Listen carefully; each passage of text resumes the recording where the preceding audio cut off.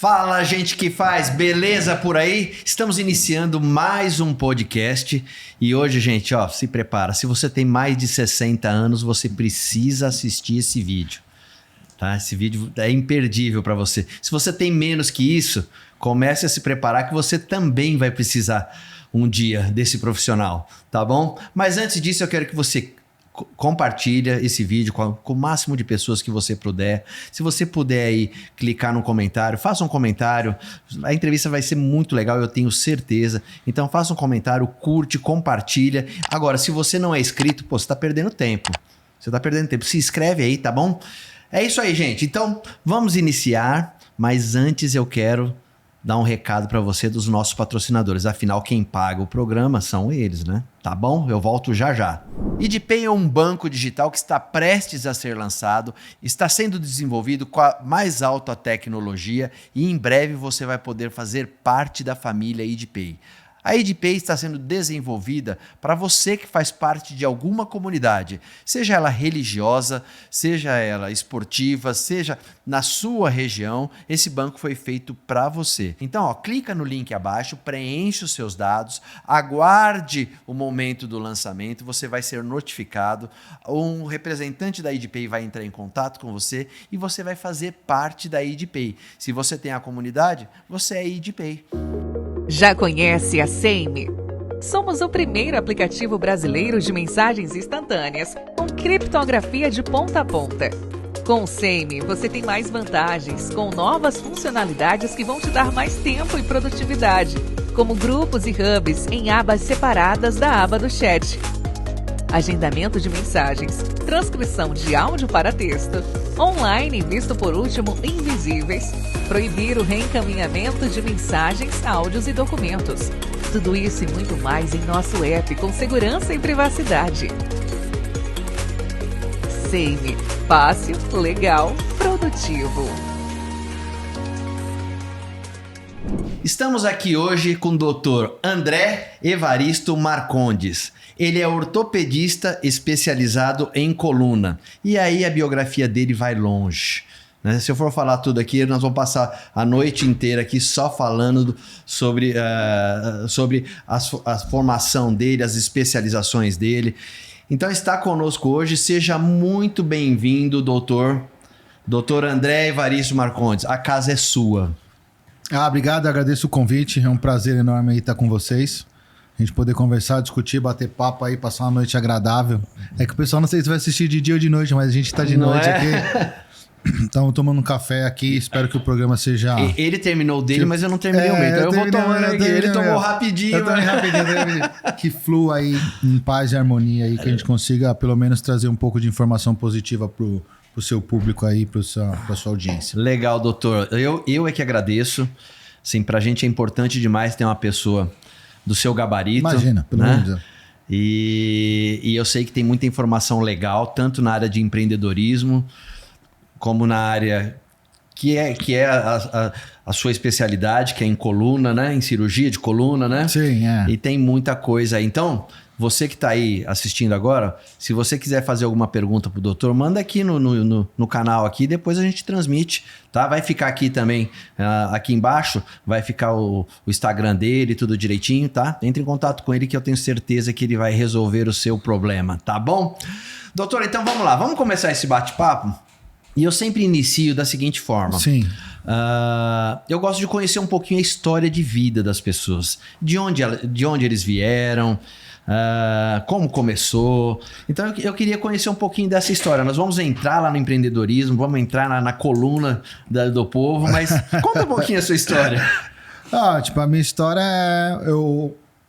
é uma história assim bem normal, eu acho.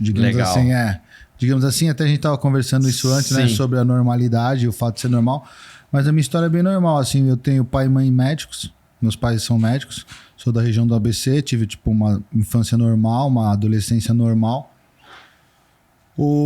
Sempre tive uma visão de empreendedorismo e inovação. Eu acho que isso daí é uma coisa que nasceu de mim, nasceu com o meu DNA. Minha mãe tem uma história de vida mais interessante do que a minha. Minha mãe tem uma história de vida de total superação. Então minha mãe é do sertão do Ceará. Meu avô, por parte de mãe, era um visionário. Sim. Então, minha mãe, por exemplo... Conta essa história. Não, tipo, é super legal, mas tipo, meu avô atravessava o açude a nado com a minha mãe num cavaletezinho de madeira para ela conseguir estudar. Com a cordinha na boca, puxando, não é isso? Puxando com a cordinha na boca, nadando como se fosse cachorrinho, exatamente. Para minha mãe conseguir estudar. Então, por exemplo, assim, naquela época ele já entendia como era importante o estudo para que você mude de classe social, porque você tem um salto na vida. E minha mãe virou médica, pô. Caraca, então, assim, que legal. Aí, pô, tem uma coisa muito interessante que, tipo, minha mãe odeia Natal, né? Tipo, todo Natal minha mãe chora, porque não tinha Papai Noel. Então, tipo assim, às vezes a gente é aqui da região do Sudeste e tal, e às vezes a gente tem essa visão do... E assim, até nas camadas mais baixas da nossa sociedade, ou se a gente for na nossa periferia ou nas comunidades de São Mesmo Paulo... que seja doação. E assim, nas comunidades de São Paulo, nas comunidades do Rio de Janeiro, não dá para comparar com o que você tem de pobreza aí a nível de Brasil e a nível de Nordeste. É pobreza realidade mesmo. É dura, né? É dura, as pessoas morrem de sede, o gado morre de sede, entendeu? Então você tem o coronelismo, então é uma outra realidade. Então assim, a história de superação da minha mãe é fenomenal. Meu pai veio de classe média, né? Médico também veio de classe média, eles se conheceram durante a residência, mas meu pai também é um cara de, assim, muitos princípios, entendeu? E, assim, princípios, assim, extremamente rígidos e rigorosos, e eu acho que eu trouxe um pouco disso, eu trouxe um pouco da superação da minha mãe. Tá. E dessa coragem de dar um passo à frente, mesmo que as dificuldades se imponham, mas eu também trouxe a parte dos princípios rígidos do meu pai em termos de caráter, de formação e de, assim, da forma de viver, ou de encarar, ou de ver o mundo e ver a vida. E aí eu fui me formando. Não encurtei nenhum espaço. Então, assim, apesar da... Pagou o preço. Paguei, exatamente, paguei o preço. Então, assim, eu fiz 6 anos de faculdade de medicina, depois eu fiz 3 anos de residência de ortopedia e traumatologia, depois eu fiz mais 2 anos de residência de cirurgia de coluna. Eu estudei já em alguns lugares do mundo. Eu queria que o senhor contasse a passagem da Irlanda. Eu tenho um mestrado na Irlanda, pela Universidade de Limerick, em saúde pública global. E assim, eu achei muito legal. Bom, o senhor vai contar? Não vou... Não. O estágio que eu fiz na Irlanda foi super interessante porque tinha gente do mundo inteiro. Gente do mundo inteiro mesmo, assim.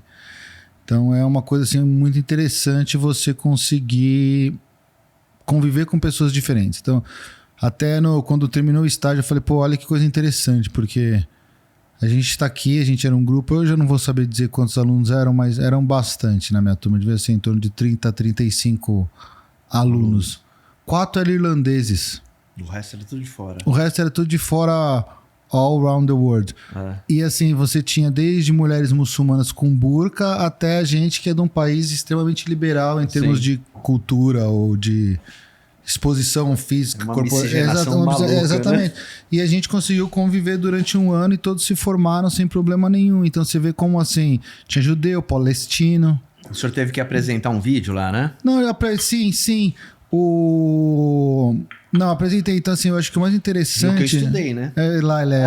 O mais interessante foi que a gente conseguiu provar que assim, é muito tranquilo você superar as particularidades regionais e culturais se você, assim, tiver vontade de fazer ou se você estiver empenhado nisso. Não, eu fiz um vídeo mesmo de saúde pública global, que era um prêmio que a universidade ia dar para implantar um programa de saúde pública global. Aí a gente teve uma ideia de implantar esse projeto. Sim. Aí, ficou em terceiro lugar. Só de ter sido indicado foi fantástico. Que era para diagnóstico precoce de escoliose. Já era uma ideia que eu já tinha há algum tempo, eu só transformei ela em vídeo. E, jamais eu ganharia, entendeu? Porque lá tinha gente que vinha de comunidade da África que você faz castração feminina. Nossa. Entendeu? Então, assim, você corta o clitóris da menina para que a menina não tenha prazer sexual. Caramba. Então, assim, o meu vídeo jamais mereceria aquele dinheiro para ser implementado, entendeu? Mas eu fiquei super orgulhoso porque de ter sido indicado... Já era vitória. Uma vitória enorme. E, a gente não merecia esse dinheiro. A gente, eu digo eu e nem o Brasil como instituição. Não é nem questão de competência, ser mais competente, é questão de necessidade, né? Existem regiões que realmente têm necessidade. Mais, né? Necessidades maiores, assim. Eu acho que a maior questão é quando você consegue mudar a mentalidade, entendeu? Assim, é muito difícil você conseguir mudar a mentalidade, assim, de uma comunidade, de uma população. A gente tá até com um projeto novo aí que tá dando super certo. Pô, eu não falei isso em nenhum lugar ainda, mas vou aproveitar vou aproveitar e vou falar aqui. Poxa, legal, exclusiva. Legal. Mas a gente tá com um projeto super interessante na região norte, na região amazônica. E o objetivo realmente é mudar a cabeça das pessoas, entendeu? Inclusive, dia 18 e 19... Só assim você transforma a sociedade.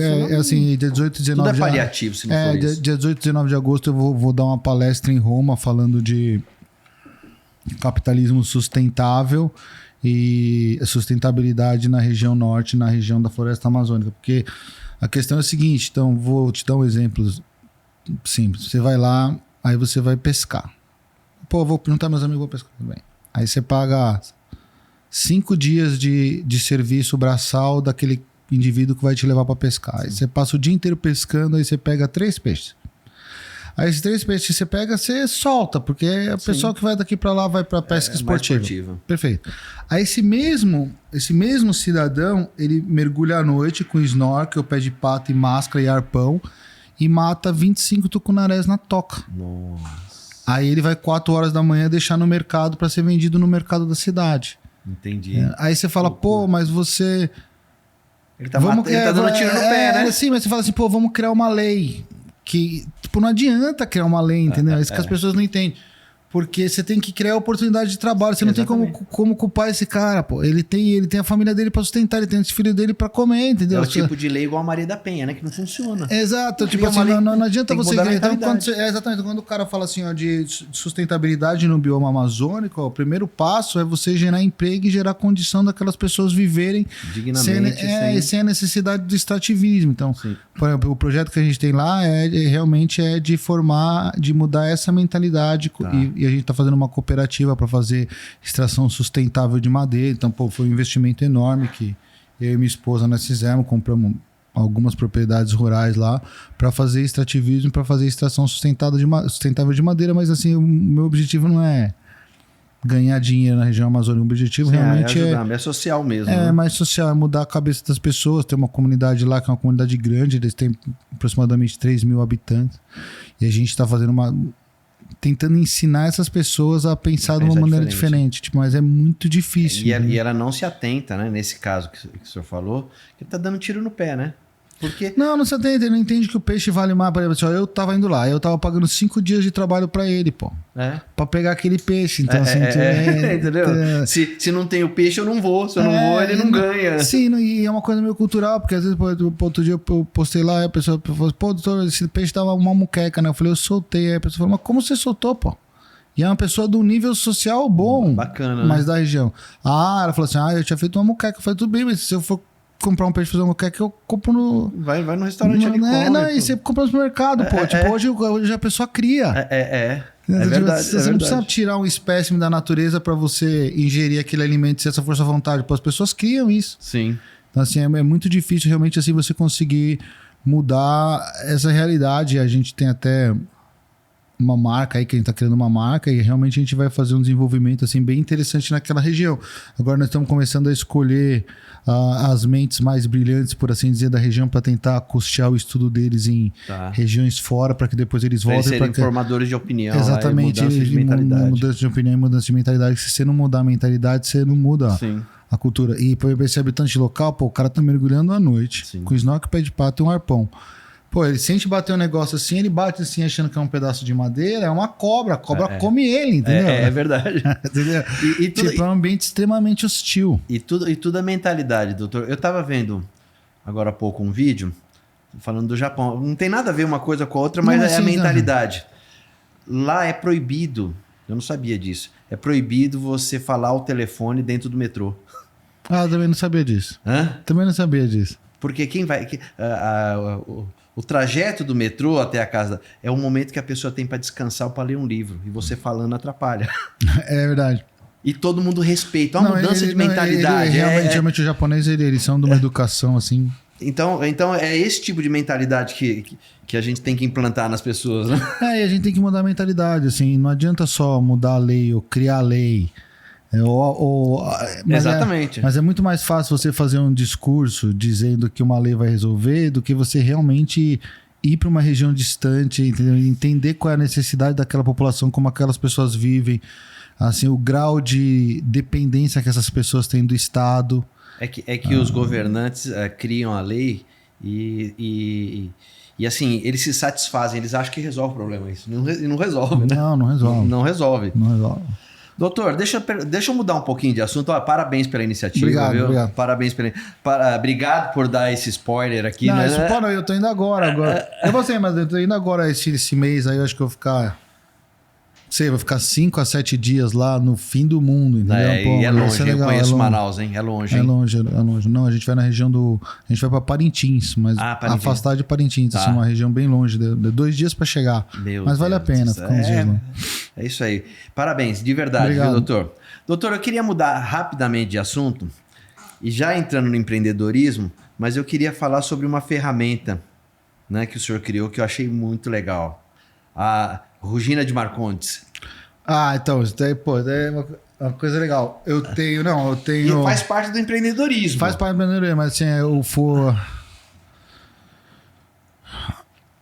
quando eu tive lá, uma das vezes que eu tive na Tive aí eu tava operando com o Dr. Rotterlang lá na Alemanha, aí eu tava vendo o instrumental dele, aí vendo algumas peças dele que são diferentes das nossas, eu tive uma ideia, eu falei, eu consigo fazer uma peça que facilita a retirada do disco. Então, em vez de você gastar, sei lá, 1 hora para tirar o disco, você pode tirar em questão de segundos. Caramba. Depois você pega a habilidade, mas é uma ferramenta de corte para que você tire o disco inteiro. Disco intervertebral, o disco da coluna. Aí eu desenvolvi essa ferramenta, não sei o que, e patenteei no meu nome. Tá. Até o Ednei, que era nosso amigo, me ajudou na confecção da patente.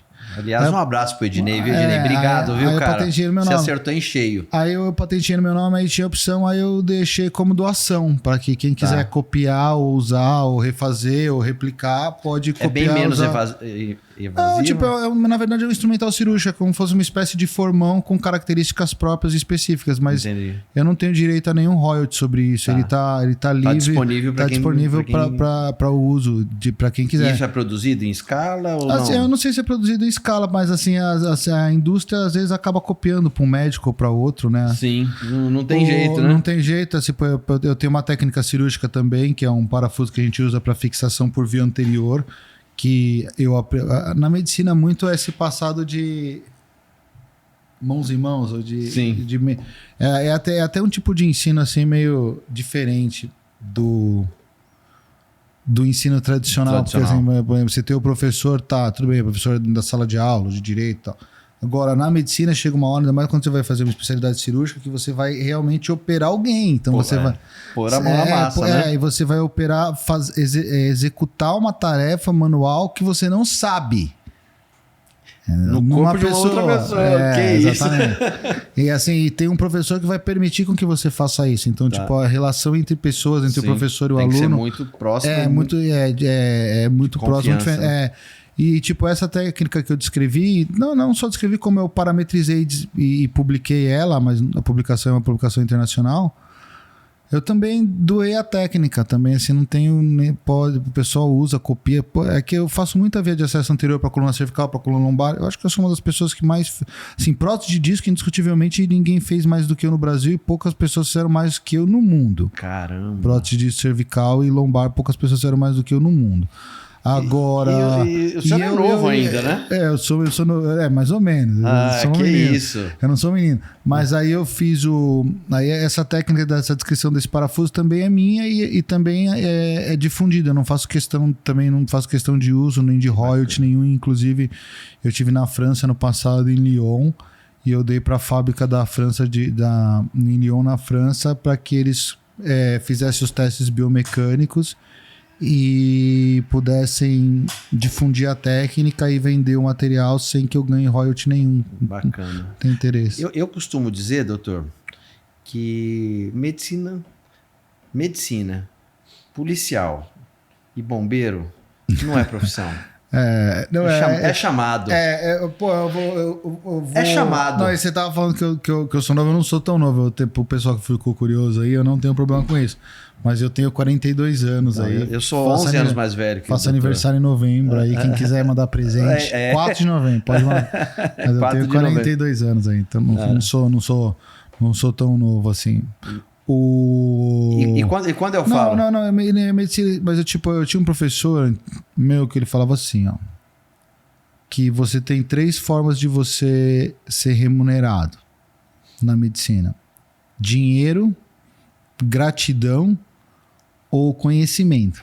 Então, se você receber uma das 3 formas, você tá pago pelo serviço que você fez. Entendi. Então, assim, tem aquele paciente, porque eu tenho interesse de operar. Tá.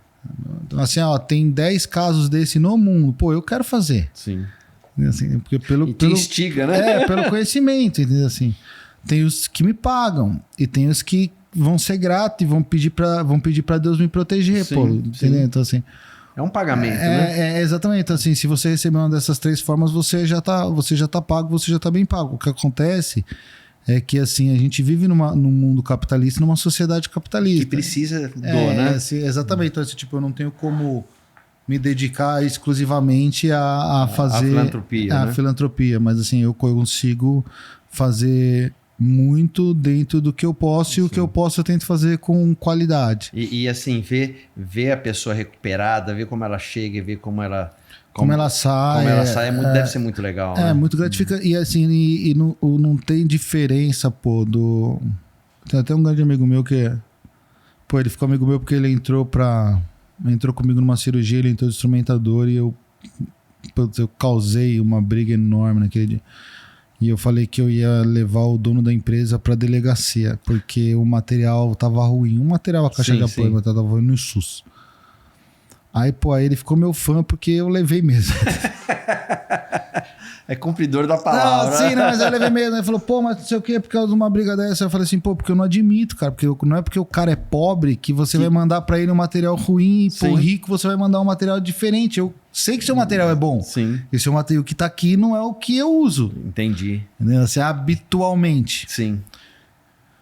Então, a questão foi essa. Então, pra mim, assim, eu não tem diferença nenhuma, né? Assim, olha, eu já operei senador, sheik, assim, pessoa, deputado, vereador, jogador de futebol. Eu já operei, assim, muita gente muito famosa. Mas, pra mim, qualquer um deles, e uma outra pessoa, morador de rua, é igual. A partir do momento que humano, né? A partir do momento que eu joguei o campo e pus o campo e eu falei assim, eu vou começar a operar... Acabou. Todas as pessoas são iguais. Inclusive, eu operei o meu pai, meu. Caramba, que legal. Que sensação, hein? Péssimo. Não faria de novo, acho que não faria de novo. Mas eu operei meu pai, uma doença cervical, em 4 níveis cervical, eu operei meu pai, eu operei minha tia, irmã da minha mãe. Operei meu tio, irmão do meu pai. Entendeu? Assim, então, assim, porque pra mim, todo ser humano é igual. Jogou o campo. Sim. O cara falou, vamos começar. E tem uma coisa também que é super interessante, quando a gente for falar dessa parte assim de prática médica. Aí outro dia eu tava operando, aí eu tava falando um negócio baixinho assim.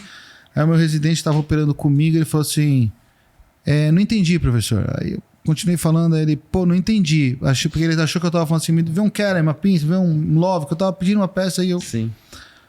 Aí ele perguntou a terceira vez, ele falou assim, não entendi. Eu fiz assim, com a mão pra ele esperar um pouquinho, aí o menino novo ficou quieto.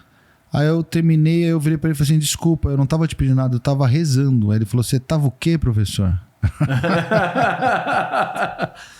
Eu falei, eu tava rezando, pô. Ele falou, mas como assim rezando? Eu falei, não, eu rezo sempre. Quando a coisa começa a sair da minha... Tem uma vida na sua mão, né? Quando a coisa começa a sair da minha capacidade, aí eu rezo, entendeu?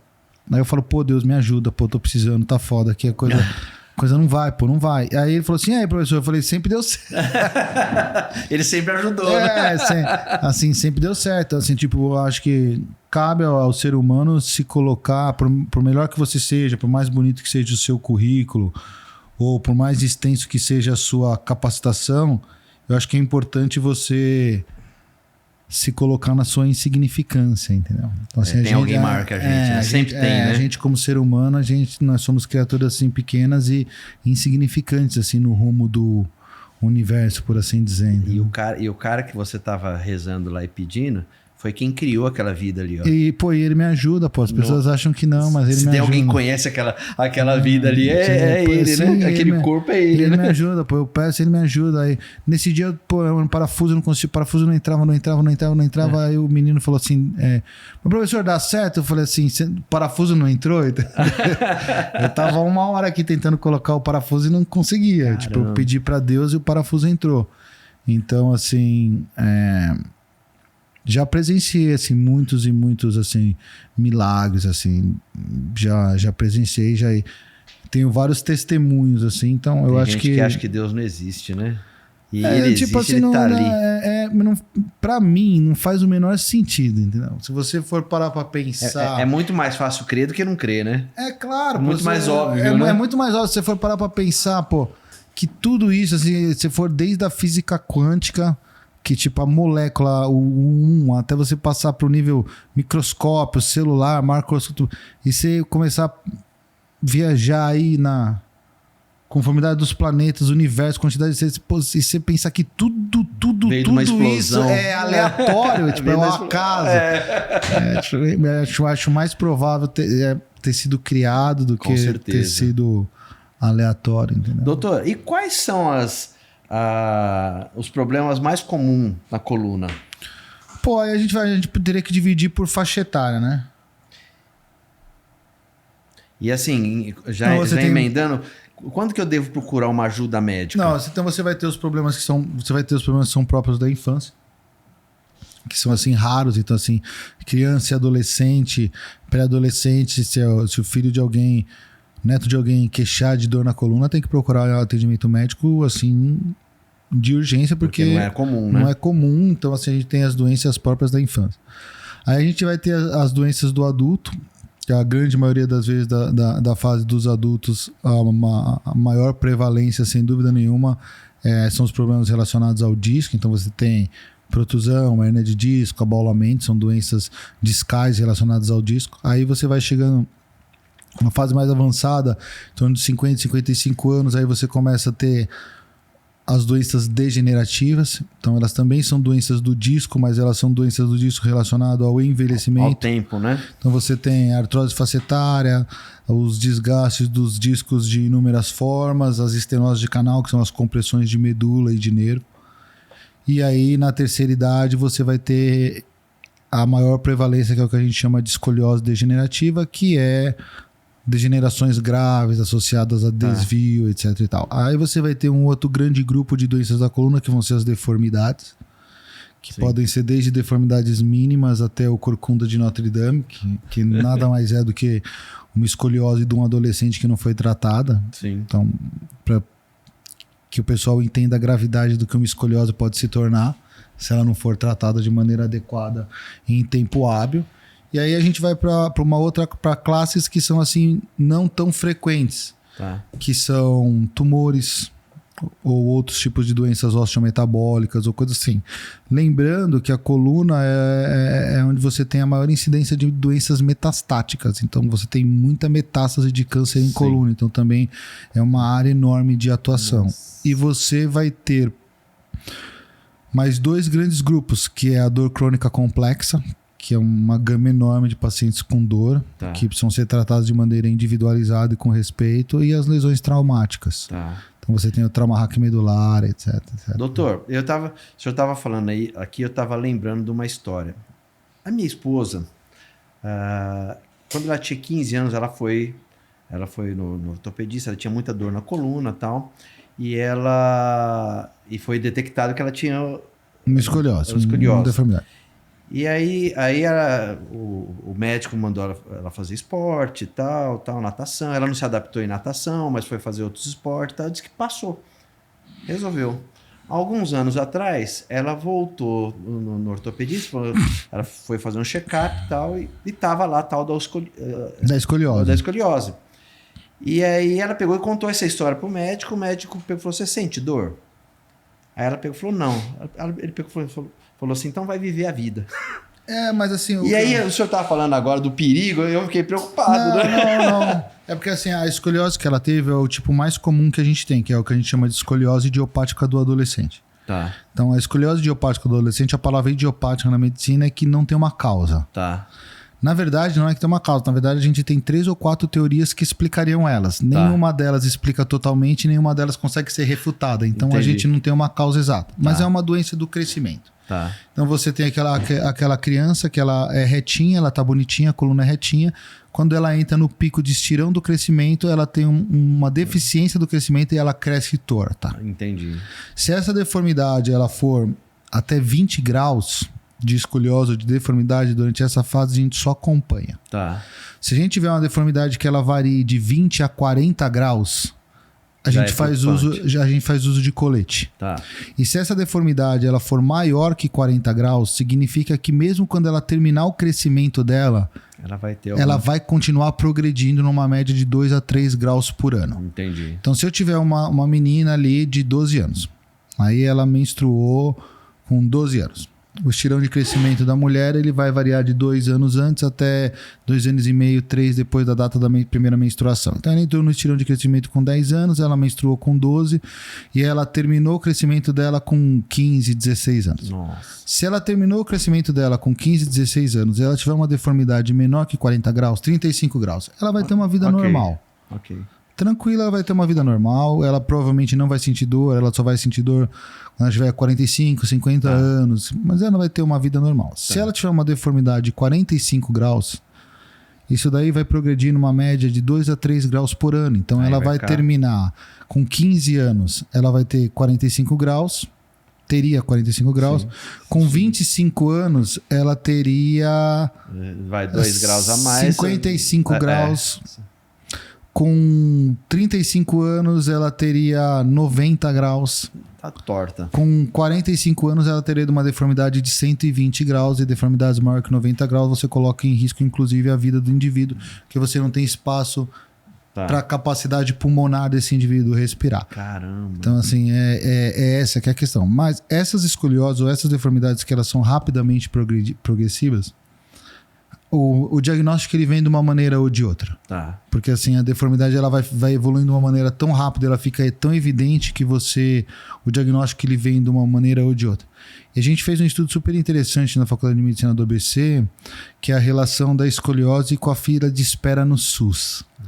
Então, eu não vou saber te dizer os dados assim, em termos de dados reais. Então, vou fazer só uma comparação.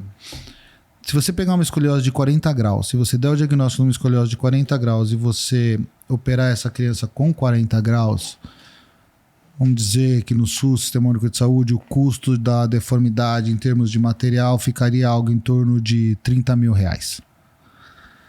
Se você pegar essa mesma deformidade de 40 graus e você for operar ela com 70 graus, o custo de material aí vai girar em torno de R$80 mil em termos de proporção. Caramba. Se você for esperar os 2 anos, que era o que tinha na época que o estudo foi feito, na fila do SUS, 2 anos, 2 anos e meio, você opera essa deformidade com 90 graus. O custo de material vai girar em torno de R$300 mil hoje, porque você usaria, em vez de você usar 14 parafusos, você usaria, sei lá, 40. Os parafusos têm que ser diferentes. As barras são de cromo e cobalto, que é um material mais resistente que o titânio. Hoje a gente usa de 3 a 4 barras. Então, em vez de você ter um custo de 30 mil, você passaria a ter um custo de 300 mil só em proporção, tá? Só em relação a material cirúrgico. Tá. Você operou essa deformidade com 40 graus no momento do diagnóstico, essa criança é normal, ela vai estar curada, ela pode tocar a vida dela normal. Sim. Uma deformidade de 120 graus, você vai estar aposentando um adolescente de 16 anos. Que vai ser assim, entre aspas, sustentado pelo sistema previdenciário. Que já pagou 300 mil na cirurgia. Que já pagou 300 mil na cirurgia. E a sociedade vai arcar com esse custo desse dependente físico para o resto da vida. Então, a questão da prevenção no caso da escoliose, a gente está falando de um problema de saúde pública real. Real. E que onera os cofres públicos. De maneira assim, absurda. Assim, se você não quiser ver pelo lado humanitário... Sim, não, vamos pensar só no lado financeiro. Se você quiser ver pelo lado financeiro... assim, a prevenção e o tratamento precoce, nesse caso específico, assim, o que você vai economizar de dinheiro e de recursos é uma coisa tudo monstruosa. É falta de gestão, né? Nós vamos falar daqui a pouco sobre empreendedorismo. A falta de gestão do poder público. Do poder público. Como um todo. Porque se ele gerir bem, olha a economia que ele tem. Não, nesse caso, assim, esse é um exemplo clássico de que você vai estar transformando um custo de 30 mil em um custo de milhões. De milhões. É muito louco isso, doutor. Deixa eu ver se eu tenho mais algumas perguntas aqui. Agora eu vou ser muito sincero, eu não lembro direito. Tá. O senhor falou a história de um chip. Que o senhor vai ter... Legal. Clarei isso pra mim, porque, eu fiquei encantado. Não, aí a questão a gente chama de chip na coluna, mas na verdade é um eletrodo que você pode implantar ele cerebral, pode implantar ele em coluna cervical, torácica ou lombar, ou em região sacral. E a gente chama de chip porque o aspecto é semelhante a um chip. E ele é ligado a um computador de altíssima tecnologia e ele vai fazer o que a gente chama de neuromodulação. Ele vai reprogramar o tecido neurológico ao qual você vai usar ele como um mecanismo de ação. Então, é o que a gente chama de neuromodulação. O que a gente tem de nível A de evidência para tratamento de dor crônica complexa e intratável. Então, você tem pacientes assim que o paciente fez 18 cirurgias de coluna, grita de dor, toma altíssimas doses de medicações que causam... Nada resolve. Nada resolve, a pessoa nem fala, parece um adicto de tanta droga que esse indivíduo usa. Você liga a neuromodulação, o cara, fica curado. Até a expressão de rosto muda, assim. Caramba, assim no momento zero, assim, é realmente fantástico. E você consegue, assim, outros recursos com ele. Por exemplo, se você tiver um trauma raquimedular com uma lesão medular parcial, então, você tem ali você ficou com uma lesão parcial, por exemplo, o pé está mais fraco. Tá. Então, quando eu tenho um impulso elétrico, eu tenho uma contração, aí o músculo relaxa. Aí eu tenho uma contração muscular. Se eu aumentar muito a frequência, eu posso fazer com que ele contraia e antes dele relaxar, ele contrai de novo, Então, eu estou causando uma espasticidade. Tá. Então, eu tô criando no paciente uma espasticidade. Ele tem a sensação de que ele teve um ganho de força, mas ele não teve um ganho de força. Ele teve uma espasticidade.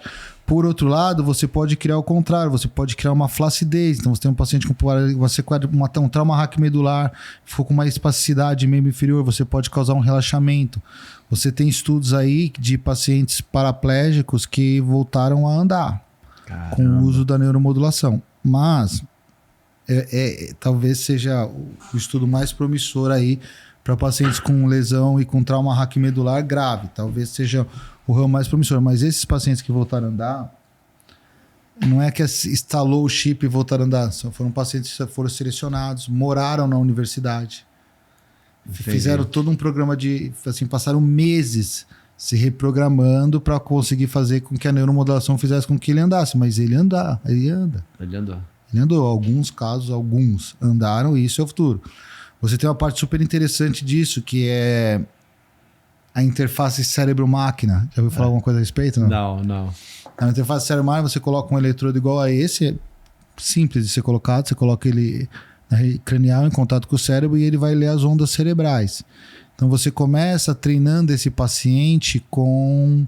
O pessoal mais novo não vai nem saber do que a gente está falando, mas... Vamos lá. Você lembra daquele joguinho que a gente jogava, que era antes do Atari, que você virava telejogo. Eu tenho um. Exatamente. Então ele a bolinha batia na parede, aí vinha no pauzinho, aí descia no... Exato.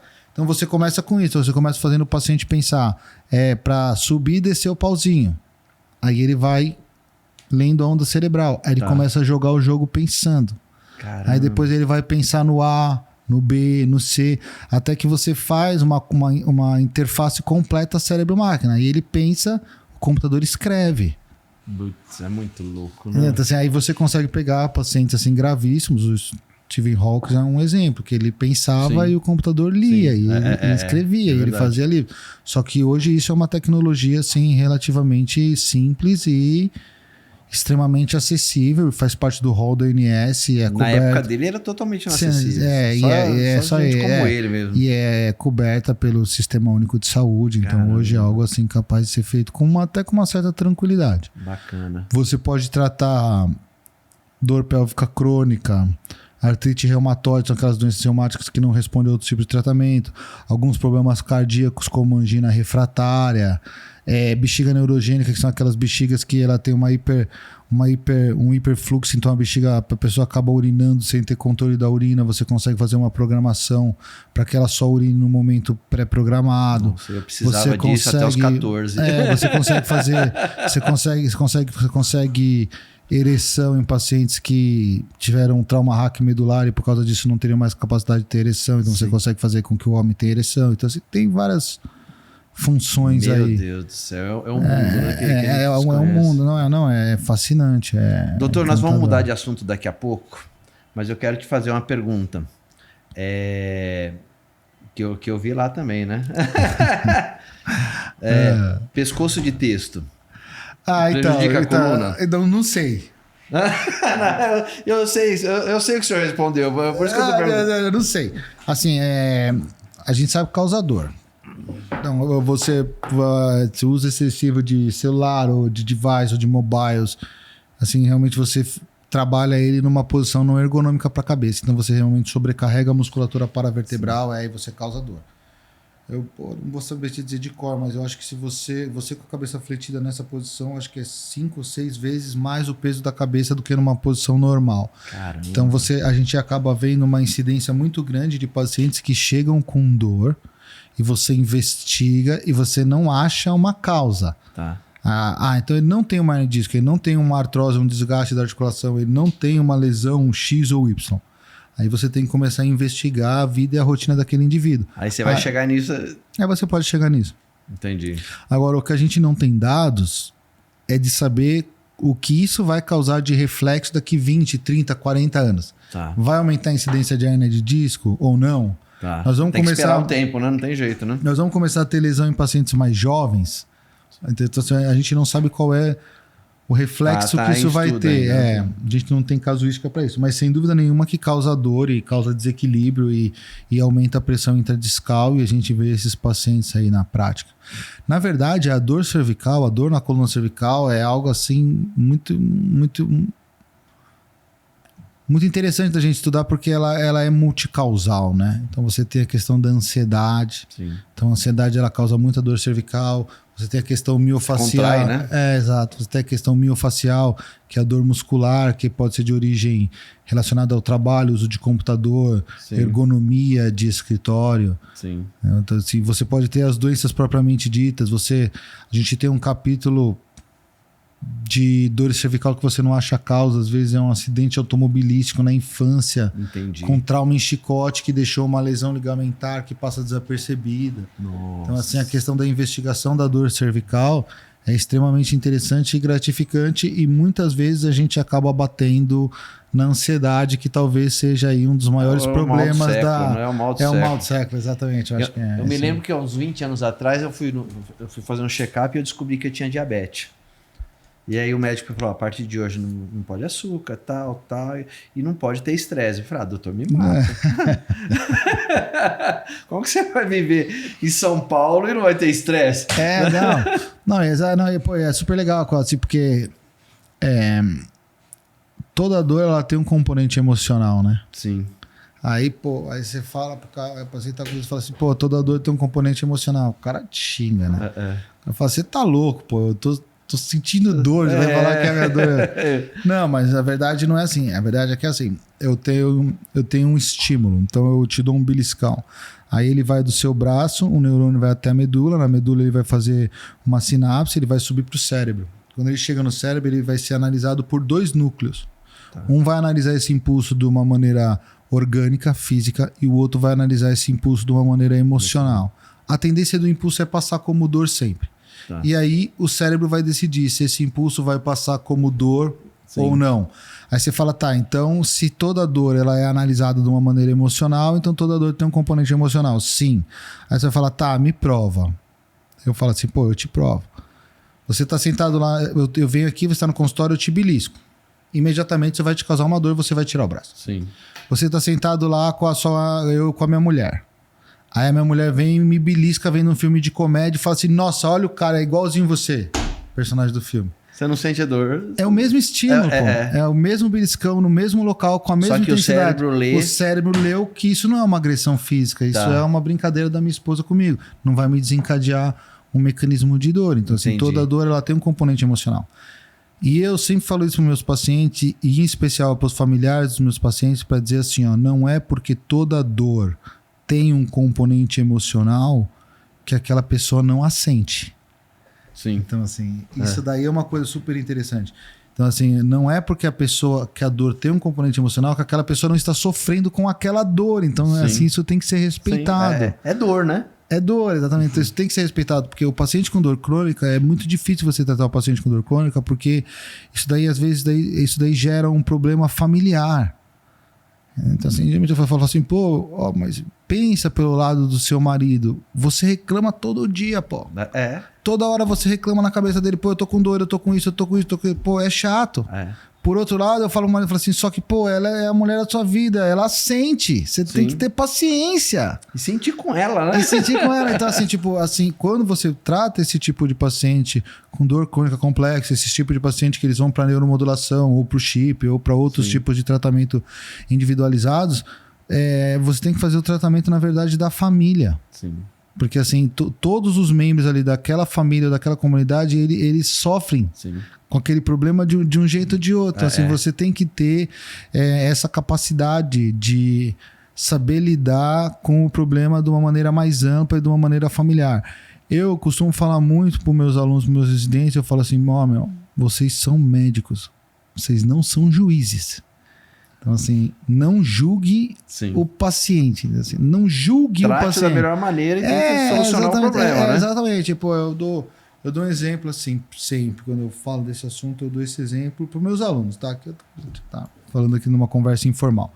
Eu falo, você pega aquela mulher de meia idade, 48, 50 anos, que largou o emprego para cuidar dos filhos, que se dedicou a vida inteira para a família, ela está chegando numa idade que os filhos estão na faculdade, estão saindo de casa, o marido já não dá a mesma atenção que dava para ela, pelas questões do dia a dia, de trabalho, a necessidade de formar um patrimônio, e ela começa a se sentir angustiada e depressiva, e ela desenvolve uma dor na coluna cervical, porque fatores emocionais. Sim.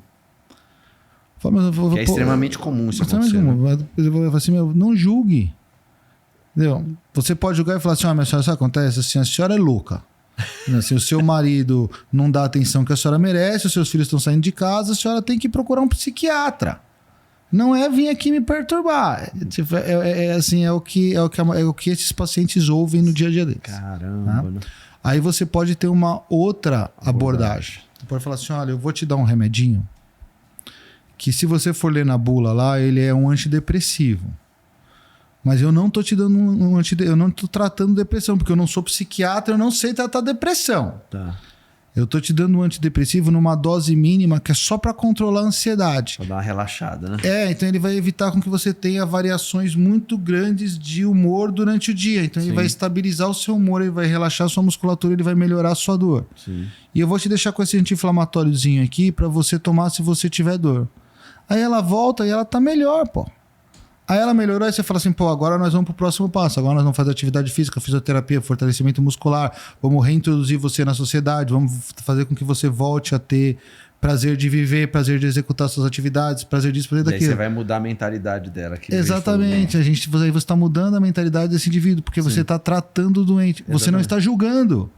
Se você julga, você não trata, você julga. Você julga, você deprecia a pessoa, você deixa a pessoa pior. Exato. Então eu falo assim, se você quiser ser juiz, você pode ser juiz. Tem um caminho, você se forma em direito. Exatamente. Aí você Agora vai, o médico você vai tem julgar. Que cuidar, pronto. O médico tem que cuidar, o médico tem que dar carinho, tem que cuidar, tem que dar amor, não tem que julgar. Legal. Sua função não é julgar ninguém. Doutor, se todos os médicos pensassem assim, viu? O mundo seria outro. Não mas assim, defender os meus colegas, assim, muitas vezes a questão é tempo. Né? Então, assim, hoje eu trabalho, na minha opinião, no melhor hospital que a gente tem no Brasil, talvez um dos melhores da América Latina e, sem dúvida nenhuma, um dos maiores estabelecimentos de saúde do mundo. Do mundo. É referência mundial. Mas eu cobro um valor elevado pelas consultas que eu faço lá, mas eu te demando o tempo que você precisar. Sim. Então, às vezes eu sento ali, eu tenho 1 hora. Tá. 1h30, pra gente conversar sobre todos os assuntos. Eu entro na sua vida pessoal, a gente discute. Às vezes a esposa vai lá, ela quer discutir a relação que ela tem com o marido. Eu discuto, pô. Entendi. Assim, tipo, eu não sou mas muito bom. Mas o senhor não estudou psicologia, não? Não, mas tipo, eu dou meus pitacos. Eu falo assim, você tá me perguntando e vice-versa, né? Então assim, mas eu tenho tempo. Então é um perfil de atendimento. Às vezes você tem aquele outro colega que está atendendo um público exclusivamente de convênio. Às vezes convênios não tão bons. Sim. Aí o colega ele tem 20, 30 pacientes para ver numa manhã. Né? Então, assim, tipo, ele não tem esse tempo disponível para entrar na vida daquela pessoa como aquela pessoa mereceria. O problema, né? Então, assim, o problema... É um problema de saúde como um todo no Brasil, sim, né? É difícil de solucionar, né? Nós vamos falar mais sobre os médicos que atendem esse tipo de paciente que ele é necessário, precisa ter, né? Precisa ter. Mas nós vamos entrar na segunda parte. Eu vou dar um recadinho aqui rapidinho dos patrocinadores. Claro. É importante. É importante. Vocês estão bancando a gente. Gente, fica por aí. Vocês perceberam que o cara conhece um pouquinho mais do que eu só. Não muito, tá? E daqui a pouco a gente volta, nós vamos falar sobre empreendedorismo. Falamos bastante de coluna e já a gente volta, tá bom? Eu quero falar com você agora sobre a Indie Hub. A Indie Hub é uma plataforma que veio para auxiliar o empreendedor. Lá você vai conseguir esclarecer todas as suas dúvidas em todas as áreas que envolvem uma empresa. Então, por exemplo, se você tem problema na área de vendas, você vai clicar lá, você vai contratar um consultor e vai explicar o problema para ele e ele vai te ajudar a solucionar o seu problema de venda.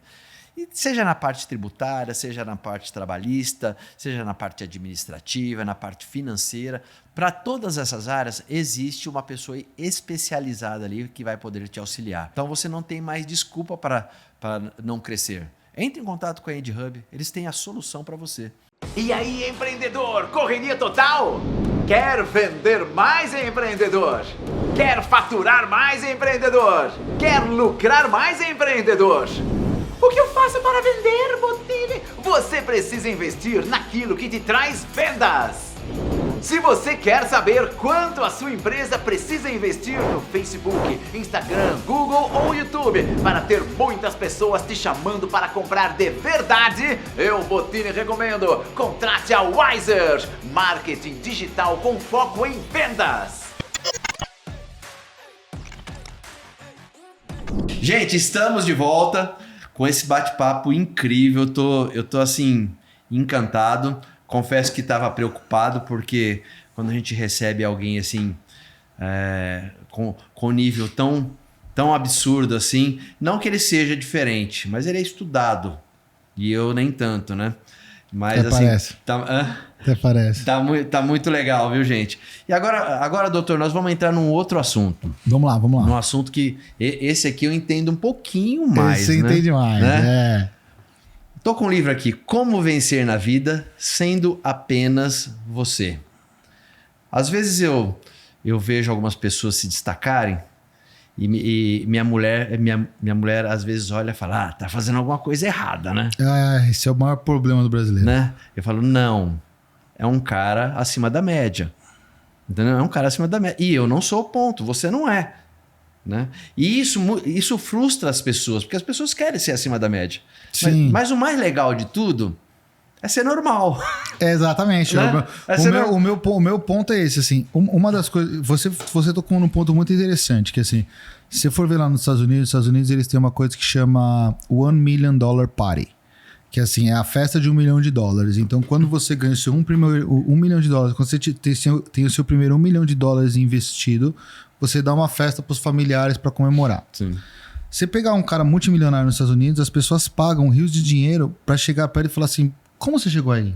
Pô, me ensina, pô, como é que você fez? Pô, senta aqui. O cara é visto, mal visto. Aqui o cara fala assim, não, robô, é bandido. Ih, esse daí tá envolvido em política, certeza. É verdade, é então, bem assim, isso. E eu fico meio bronqueado, principalmente quando eu conheço a pessoa. Não, aí você perde a oportunidade de aprender, de conhecimento, porque a gente tem esse preconceito que só se ganha dinheiro de uma maneira ilícita. Né? Pô, eu acho que isso é um problema cultural brasileiro que a gente tem que mudar. E talvez isso daí seja até um problema voltado à religião, né? Porque assim, a gente no Brasil, a gente é muito voltado a um país cristão, essencialmente, mas assim, até muito pouco tempo atrás, o catolicismo era a religião prevalente no nosso país. E tem aquela coisa de dar outra face, de ser pobre, só viver a riqueza no reino dos céus. E Jesus nunca falou isso, na verdade, né? Eles distorcem, Eles distorcem aquela passagem de é mais fácil um elefante passar por uma agulha do que um camelo passar no buraco. O senhor sabe da história? Então, eu sei da história inteira. Tipo, no contexto não é esse. Não tem nada a ver. Mas aí, já os europeus e os americanos, eles são mais protestantes. Sim. Então tem uma visão de que você tem direito de ganhar dinheiro, de enriquecer. Honestamente. Pô, se você for ver os escolhas de Deus lá, se você for ver Moisés, Davi, Salomão. Pô, qual era pobre? Entendeu? Assim, não tinha um pobre ali. Entendeu? Verdade, então, assim, eles ganharam. Pô, aí só na nossa vez que a gente vai ter que ser pobre. Não é justo. Por que só eu? Não é justo. Mas então, assim, a gente tem essa questão. Agora, o que eu acho mais interessante, se a gente for parar para pensar no ponto filosófico, assim, que é até um dos temas centrais aí do nosso livro, que é uma coisa que me agrada muito, que é a teoria de Darwin. Tá. Então, pela teoria de Darwin, seria assim: você tem mutações espontâneas e o meio ambiente vai selecionar as mutações que são mais aptas. Sim. Ótimo. Não tem como você contestar Darwin hoje. Você querer questionar Darwin hoje é que nem você querer discutir que a Terra é plana, entendeu? Tipo, já é uma estupidez, exatamente. Você não tem como você questionar Darwin hoje. Só que o interessante é o seguinte: quando você entende que as mutações são aleatórias e que você está sendo selecionado pelo meio ambiente, você pode agir de uma maneira proativa para você ser o selecionado. Sim, lógico. Entendeu? Então, as pessoas falam assim, pô, de que maneira? Pô, tem várias maneiras. Você tem o marketing. O marketing não é só o marketing digital. Sim. Você tem o marketing pessoal. Você sabe se portar, você sabe falar, você usa uma roupa adequada para o ambiente que você está. Sim. Então, assim, a partir do momento que você entende que você está sendo selecionado nas várias esferas da vida social, você vai agir da melhor maneira possível para que você seja selecionado.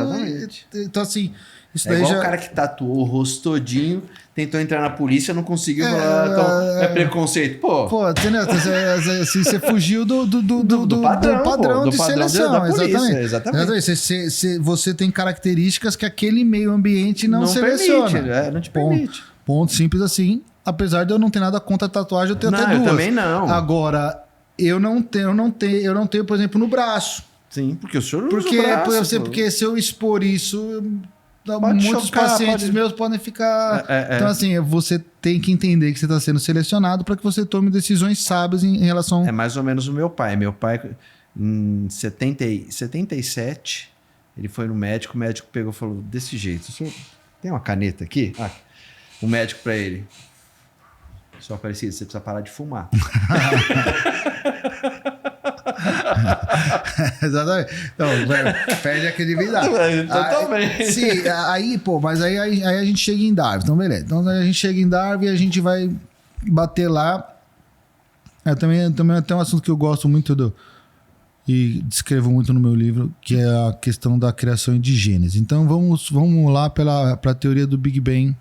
Sim. Então, o pessoal já começa fazendo uma confusão, que eles falam que religião e ciência não se misturam. Né? Então, aí já tá... andam juntas, não, né? assim, exato. Aí já tá o primeiro erro, que eu acho que é um erro fatal. Eu acho que a ciência estuda como que Deus fez as coisas. Então, se a gente for começar lá no Big Bang, entre aspas, tá? Só para simplificar, porque não dá para ir tão fundo, mas tinha o nada, bum, explodiu.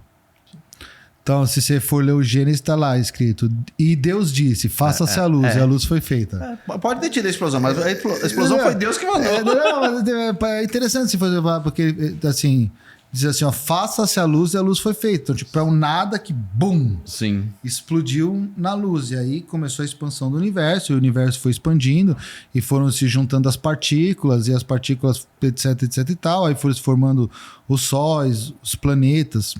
Aí formou a Terra era incandescente, veio esfriando a crosta terrestre, aí por vários mecanismos formou-se água, aí aquela água entrava em ebulição, aí na ebulição daquela água, pum, se juntou numa mistura e formou uma molécula de DNA. Tudo isso em 7 dias. 6 dias. Aí o DNA começou a se replicar, e foram passando pelas espécies. Pô, teve dinossauro. Você não pode dizer que os dinossauros não existiram. Sim. E aquilo foi... Então você foi passando por toda aquela fase de evolução desde a explosão do Big Bang até hoje. Pô, quantos projéteis não foram disparados na Segunda Guerra Mundial? Se uma bala daquelas tivesse errado o trajeto, você não estaria aqui hoje. Então, o que eu queria que as pessoas entendessem é que você, qualquer um, você já é a Ferrari da evolução, pô. Você já é a criatura mais evoluída que existiu no planeta, é você, pô. Não existe uma coisa mais evoluída que você. Você passou por bilhões de anos de mutações espontâneas com o meio ambiente selecionando você, pô. Ela tá aqui, né? Entendeu? Aí, como que você acha que você não é capaz, pô? Você é capaz de qualquer coisa que você queira fazer. Só que você tem que ter essa consciência que você é capaz. Você é capaz. Tem gente que já começa o negócio achando que não vai dar certo. Exatamente, né? Porque essas travas, elas vão sendo embutidas em você, às vezes pelo pai, às vezes pela mãe, às vezes pelo ambiente. Sim. E você começa a enriquecer a sua família mesmo. Vira pra você e fala assim, pô, olha o fulano, agora o cara tá mó metido, não fala com ninguém. Então, tipo assim, você vai tendo essas travas que vão te puxando pra baixo, mas é importante você entender que não existe limitação pro ser humano, pô, não existe. Mas a geração de hoje tá muito assim, né? Eu vou casar, se não der certo, separa. Já começa errado. Já começa errado. E assim, em várias... eu vou tentar medicina. Se não der certo, eu vou fazer administração. Sim, mas é porque não tem... Eu acho que não tem a noção de responsabilidade, entendeu? Então, e não tem o foco. Não tem o foco, não tem a noção de responsabilidade. Pô, olha que interessante, mano. Você vê como uma coisa interessante. O meu pai, ele cresceu no período pós-guerra. Meu pai é de classe média. Tinha 2 sapatos, pô. 2 sapatos. Era um sapato que você usava pra ir em festa e outro pra trabalhar. E outro que usava todo dia. Por isso que tinha aquela coisa de engraxar o sapato. Pô, hoje eu tenho pares e pares de sapato que eu nunca calcei. Foi lá, viu na loja? Não, tipo, eu ganhei de presente de Natal. Pô, um sapato social bonito do meu número, 42. Eu só trabalho... Hoje eu vi mais esporte, mas eu só trabalho de terno e gravata. É um produto que eu vou usar. Sim. Mas assim, tipo, eu não vou jogar fora um sapato novo só pra ter outro. Então eu uso o máximo possível daquele. Sim. Mas, pô, meu pai tinha 2. Eu tenho, sei lá, como o mundo mudou, assim, como a capacidade de consumo das pessoas e da população mudou. Sim. Mas as pessoas esqueceram o sacrifício que foi para chegar até aqui, entendeu? É como o senhor contou lá na primeira parte do seu avô. Exato. Você tá aqui hoje? Quanta gente não sua. Né? Aí o pessoal fala assim, pô, mas você foi um... Como é que eu já ouvi tantas vezes? Um privilegiado. Eu fui um privilegiado. Mas soube aproveitar isso? Não, sim, mas tipo, eu fui um privilegiado, mas eu não me envergonho disso. Eu tenho muito orgulho, porque assim, foi assim, meus pais que me deram. Lógico. Entendeu? Foi assim, é o mérito deles, entendeu? Assim, e aí a questão que a gente chega, quando a gente discute isso, e até quando a gente fala em relação ao livro... Eu falo assim, pô, você pode mudar todo o destino da sua família. Sim. Com o simples fato de você entender que você é importante, entender que você tem um significado e dar o primeiro passo, que é o estudo. Tá. Então, assim, se a gente for pegar lá, meu vô, ele era do sertão do Ceará. O gado morria de sede, pô. O gado morria de sede. Ele teve a visão que foi se sacrificar para minha mãe ter estudo. Então ele quebrou aquele paradigma, aquele ciclo, dando estudo para minha mãe. Eu tenho um iate. Tá, mas meu avô não teve um iate. Tudo bem, mas ele foi o que mudou. Ele trabalhou para... O que mudou aquele paradigma para as gerações futuras. Sim. Se você for pensar e você for tirar a parte de religião, você for pensar, pô, o seu filho, ele é metade de você, pô. Sim. Então, assim, enquanto o seu filho tiver filho, seu filho tiver filho, seu filho tiver filho, e sua filha tiver filho, e sua filha tiver neto, pô, é você que tá vivendo eternamente ali dentro daquele DNA, entendeu? Então, assim, às vezes você não é o que vai andar de iate, mas você é o que vai transformar aquela realidade para que uma parte de você ande de iate lá na frente. Você sabe, essa mentalidade que o senhor está dizendo... Você. Eu comecei a ter quando meu primeiro filho nasceu. Falei, agora não sou mais eu. Agora não sou mais eu. Agora eu preciso trabalhar para que, mesmo que eu não tenha, sim, eu preciso trabalhar para que ele tenha. Exato. Só que é uma mentalidade que tem que vir desde pequeno, né? Sim. E aí a gente vai até cair na questão da educação de novo. Sim. Mas assim, pô, eu gosto do exemplo um exemplo assim real. Pô, você tem aquele cara que aquela mocinha lá que ela é empregada doméstica. Pô, tem algum desmérito em você ser empregada doméstica? Nenhum desmérito. Mas assim, empregada doméstica, ela faz a limpeza da casa. Sim. Qualquer um é capaz de fazer a limpeza da casa. Por isso que é mal remunerado. Exatamente. Porque qualquer um seria capaz de fazer. Aí essa empregada doméstica, ela vai, ela se esforça, ela termina o 2º grau no supletivo à noite. Ela já sai de empregada doméstica para caixa de supermercado. Sim. Aí ela continua trabalhando de caixa de supermercado de dia e à noite ela faz um curso básico de informática para aprender Word e Excel. Sim. Acho que o Word e Excel era na minha época. Na nossa época. Mas... Bom, eu sou da época da datilografia. Eu também, eu fiz datilografia. Mas o exemplo é válido. Aí ela faz o Word e Excel. Aí ela deixa de ser caixa de supermercado, ela vira gerente daquele supermercado. Como gerente daquele supermercado, ela consegue pagar uma escola particular pro filho dela. E o filho dela vai ser advogado. Sim. E vai dar uma casa para ela e vai mudar a realidade daquela família. Porque ela terminou o supletivo à noite. Olha que loucura, né? Assim, então assim, às vezes, em termos de educação, o muito pouco, ele é capaz de fazer uma transformação enorme. Mas você tem que estar disposto a pagar o preço do muito pouco. A pequena diferença faz a grande diferença. Faz a grande diferença. E a educação, o sistema de educação no Brasil é muito ruim. Sim. Isso até, voltando a Limerick, foi uma coisa que eu aprendi lá em Limerick, que meus filhos estudam na escola com esse método hoje. Assim, hoje, todo conhecimento ele tá disponível na sua mão, pô. Sim. Todo conhecimento. A gente tinha que usar então, a Barça, assim, o que né? você... exatamente. O que você tem que aprender e o que a escola deveria te ensinar é você aprender por você mesmo. Ensinar a aprender, né? Ensinar você a aprender, exatamente. Você ser capaz de aprender sozinho. Não é o que a gente tem no Brasil. No Brasil, o brasileiro ele é ensinado para ser empregado. Você é ensinado para ser um excelente empregado. E o sonho dos pais é isso. Que o cara se forme, tem um bom emprego. Tem um bom emprego. Você não é ensinado para empreender. E nem não diria nem empreender. Você não é ensinado para pensar por si só. Assim, ou para tomar as suas decisões. Então, por exemplo, pro vestibular de medicina, você tinha que decorar a fórmula de rotação dos planetas. No vestibular, eu acho que ainda deve ter isso, mas cair no vestibular, assim, você tinha que calcular qual era a velocidade de uma lua rodando ao redor de um país hipotético, de um planeta hipotético. Mas o cara não te ensina o que é um CDI, pô. O que é um CDB. Exatamente. O que é a taxa Selic de um país. Exatamente. Assim. O que é inflação, como que isso gera inflação. Então, se a gente perde...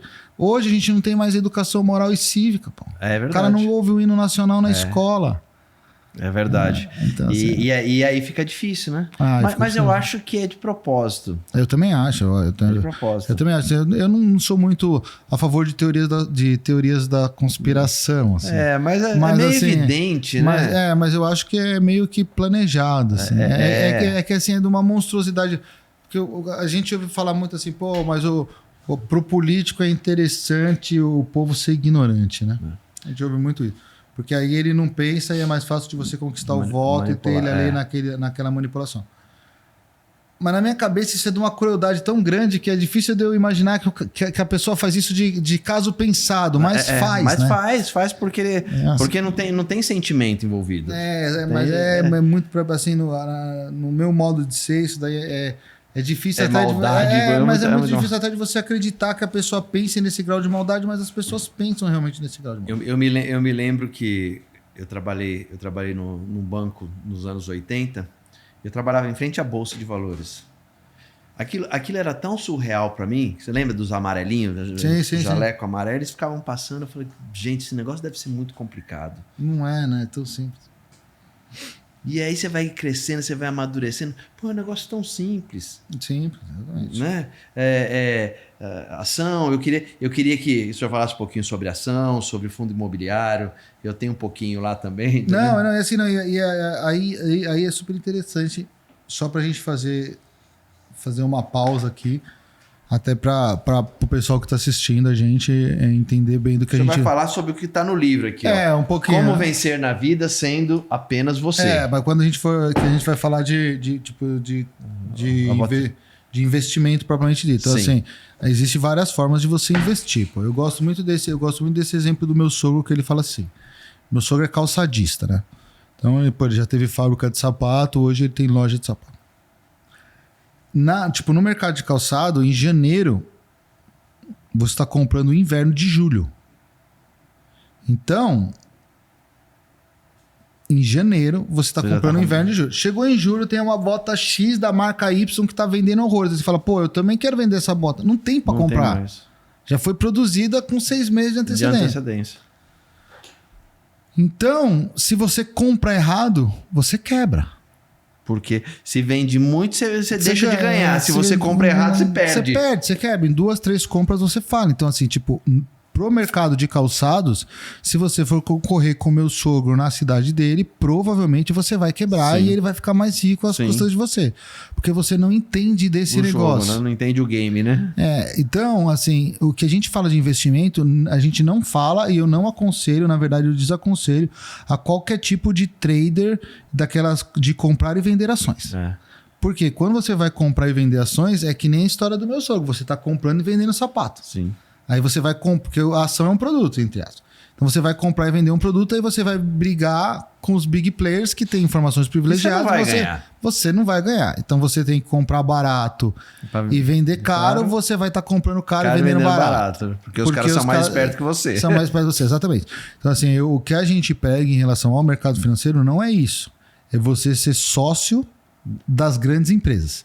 Então, se você perguntar para minha filha lá, hoje ela tem 12 anos, mas desde os 5 anos você perguntar para ela, você fala, Gabi, o que é uma ação? Ela fala assim, uma ação é o menor pedaço negociável de uma empresa. Sim. Tá, então a ação é o menor pedaço negociável mesmo. E para que serve? Para que você compra uma ação? Para você ser sócio dessa empresa. E se você for sócio dessa empresa, você tem direito a receber os lucros que essa empresa exatamente. Te dá. Uma fração pequena. Uma fração pequena, mas dá. Então, assim, esse é o passo. A gente estava até brincando aqui, antes de começar o nosso podcast, em relação a isso, pessoal que perdeu dinheiro porque comprou empresa errada. Então, assim, você não vai comprar qualquer empresa. Você tem critérios para você comprar uma empresa. Então, se você for pegar um balanço de uma empresa... Só ir no RI, né? Exato. Mas se você for pegar o balanço de uma empresa, é muito difícil você... Entender, né? Entender o balanço de uma empresa. Então, por exemplo, no livro a gente pega 5 critérios que você tem ampla informação dos 5 critérios daquela empresa. Então, vamos supor, você vai pegar a Vale do Rio Doce. Aí você vai pegar esses 5 critérios que tem no livro. Qualquer empresa que tenha 3 ou mais critérios, você pode comprar, que dificilmente essa empresa vai te dar problema. Se tiver 2 ou menos critérios, não é uma empresa que vale a pena você ser sócio. Sim. Mas eu quero comprar porque eu quero fazer especulação. Eu quero comprar porque é um IPO de um produto que eu acredito. Tudo bem, você pode comprar, mas provavelmente você vai perder dinheiro. Sim. Eu quero ser sócio da Vale. Você só vai ganhar dinheiro se você for sócio da Vale. Que nós estamos falando do quê? Renda variável. Sim. É um patrimônio que ele varia. Sim. Mas ao longo do tempo ele vai te dar lucro. E se a empresa for bem fundamentada, tiver dentro desse critério, não tem erro. Exatamente. Aí, eu tenho um exemplo clássico disso que todos, você fala com todos os investidores, os caras compram Petrobras, Petrobras é uma máquina, compra Petrobras. Mas olha aqui, ó. A empresa, ela deve mais do que o patrimônio dela, pô. Só aí já quebrou. Tipo, ela não faz lucro há não sei quantos meses. Todos os bancos classificaram sem nível de governança. Sem isso aqui, você fala assim, essa empresa tá quebrada. Se os bancos que avaliaram a governança e todo mundo falou assim, compra Petrobras, os acionistas, o pessoal falando compra Petrobras. Aí eu vendi tudo que eu tinha de Petrobras. 3 meses depois estourou o Petrolão. Por quê? Porque era uma empresa falida. Sim. Então, assim, eu não compro ou vendo uma ação baseado no preço da ação. Sim. Eu compro ou vendo uma ação baseado no valor que aquela empresa tem. Sim. Eu quero ser sócio daquela empresa? Eu preciso saber se ela tem estrutura. Sim ou não? Por exemplo, eu quero ser sócio da Vale. Sim. Eu quero ser sócio do Itaú. Sim. Eu quero ser sócio do Bradesco. Eu quero ser sócio do Banco do Brasil. Eu quero ser sócio da Gerdau. Que são grandes empresas. Determinadas empresas, pelos critérios, eu não quero. Eu não seria sócio dessa empresa. E não tem necessidade, né? Tem tanta opção boa, né? Exato. Aí depois que você... Dentro desse raciocínio, para você comprar uma ação, ver os critérios de uma boa empresa, você também vai ter esses mesmos critérios para você comprar ou vender fundos imobiliários, que são excelentes formas de você ter ganhos recorrentes. Pagadores de dividendos. Mensais. Sim. É isento de IR, você não paga imposto de renda, vai pagar mensal. Mas você também tem os fundos imobiliários de baixo risco e os fundos imobiliários de alto risco. Também tem critérios para você escolher os fundos imobiliários que também estão no livro. É mais ou menos os exatamente igual. Se você tiver 3 ou mais critérios positivos, dá para você investir. Então, você teria dentro dos fundos imobiliários, você teria, por exemplo, assim, um fundo imobiliário bom, ele deve ter mais de 1.000 negócios por mês. Sim. Tinha um fundo imobiliário no Brasil que ele dava horrores de lucro. Mas ele só tinha um prédio, que era o prédio de onde estava o Banco do Brasil. O Banco do Brasil mudou de prédio e quebrou. Então, você tem que ter mais de 1.000 negócios por mês. O preço do ativo tem que ser menor do que o que vale o imóvel. Então você está comprando uma cota, é como se você estivesse comprando um apartamento que vale 1 milhão, você está pagando 1,1 milhão. Sim, você tem que ver né? O valor patrimonial. PL sobre P mesmo, valor patrimonial. Uma taxa de administração menor que 1%. Sim. Preferência para fundos que sejam multifunção, então ele tem desde casa, laje corporativa, galpão de logística, shopping. Exatamente. Então tem critérios para você escolher o fundo. Se você tiver 3 ou mais critérios, é um fundo bom. Nenhum deles a gente vai levar em consideração o yield, ou quanto ele paga de dividendo, ou de aluguéis mensais. Isso daí é a característica baseado no risco que você vai sofrer. Sim. Então, assim, particularmente, o que a gente coloca no livro é a regra dos 100. Então, seria 100 menos a sua idade. Então, por exemplo, eu tenho 42 anos. Então, pela regra do 100, eu teria que ter 42% do meu patrimônio na renda fixa. Essa eu não conhecia. Legal. Então, é 100 menos a idade. Então, vamos arredondar para 40, vai. Então, 100 menos a idade. 60%. Então, eu teria que ter 40% na renda fixa, 60% na renda variável. Desses 60%, 15% seriam fundos imobiliários e a diferença estaria aplicado em ações de blue chips ou ações de grandes empresas ou de empresas de alto valor capital ou empresas de alta governança. Aí você dá até aí tranquilo. E fundo de papel? Não, aí você vai dar um passo a mais. Aí você vai dar um passo a mais, que é o mercado de opções. O mercado de opções não, fundo de papel mesmo. Então, eu não invisto em fundo de papel. Os CRI, né? Os fundos que eu invisto é tijolo. Se eu estou colocando uma parte de patrimônio meu em imóvel, eu quero ter a garantia de ter o imóvel. Entendi. Mas, se você tiver um fundo de papel que até pagam bem e ele tiver 3 ou mais critérios, no critério você também, né? poderia comprar, mas eu não compro. E aí você vai ter o mercado de opções, que aí realmente é a cereja do bolo mesmo. Aí derivativos, aí você vai ter altíssima taxa de ganho. Aí você vai ter altíssima taxa de ganho de você ter uma carteira rendendo aí 2 a 2,5% ao mês, e você vai dobrar o seu capital a cada 4 anos, mais ou menos. Entendi. Mas o mercado de opções, assim, ele exige um conhecimento maior e ele exige muita disciplina. Porque pode virar pó, né? Pode virar pó se você não souber o que você está fazendo. Exatamente. Principalmente se você for ganancioso. Assim, hoje que eu já estudei muita opção, o que eu faço basicamente é venda coberta. né, mas você sabe operações altamente complexas. Sei, é altamente complexas. E quando você usa, quando a minha simples dão errado, eu quero sair de uma situação simples, aí eu posso usar uma opção mais complexa. Mas assim, realmente o mercado de opções, quando você faz o básico bem feito de uma maneira assim religiosa, ele vai te trazer ganhos assim. Eu vou estudar um pouco mais sobre opções. Eu confesso que eu comecei a estudar, parei. Fundo imobiliário, ações... O mercado de opções ele é complexo, mas a questão é até você entender o princípio. Assim, quando você entende o princípio, ele passa a ser uma coisa assim, extremamente simples de você entender. Assim, na verdade, assim, se você for pegar... Sim, o mercado de opções, ele gira no mercado de opções acho que 7 ou 8 vezes todo o valor global. Então, tem muito mais dinheiro em opções muito mais dinheiro em opções do mais liquidez, do que em ações ou coisa assim. Entendi. Mas uma maneira simples de você entender o mercado de opções o mercado de opções ele é como se fosse a seguradora do mercado financeiro. Entendi. O mercado de opção ele é o seguro do mercado financeiro. Então, quando você compra ou vende uma opção, é como se você fosse a seguradora do carro. Sim. Então, então você fala assim, tá, então vamos usar o exemplo do seguro do carro. Tá, tranquilo. Eu tenho um carro, eu vou comprar um seguro. O que eu estou comprando, na verdade? Nada. Eu estou comprando expectativa. Só expectativa. Estou comprando a expectativa de eu bater um carro. Sim. Que eu não quero. Que eu não quero, exatamente. Estou comprando a expectativa de eu bater um carro. Então, quando você entende que o mercado de opção você está comprando ou vendendo expectativa, ela passa a fazer sentido. Então, eu estou comprando a expectativa de vender um carro ou eu estou vendendo a expectativa de se bater um carro. Então, quando você começa a trabalhar o mercado de opções, você é a seguradora. Qual seguradora que está pobre?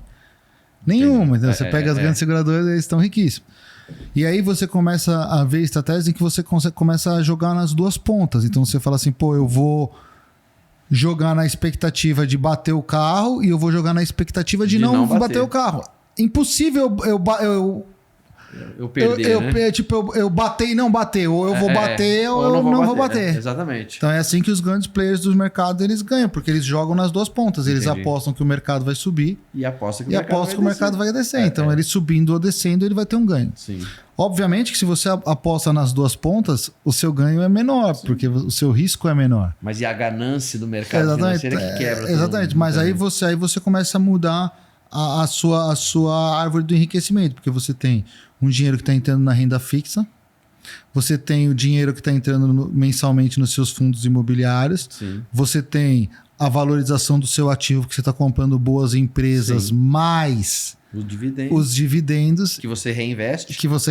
E você ainda tem o mercado de opções de que você está alavancando o seu crescimento e você está usando as suas ações como garantia para você trabalhar dentro do mercado de opções, jogando nas duas pontas, sabendo que você vai ganhar menos, mas você vai ganhar mensalmente. Boa, doutor. Eu vou aprender mais sobre opções. Legal. Vou te falar que é apaixonante. Aí você realmente muda de patamar. Aí você realmente muda de patamar. Mas tudo começa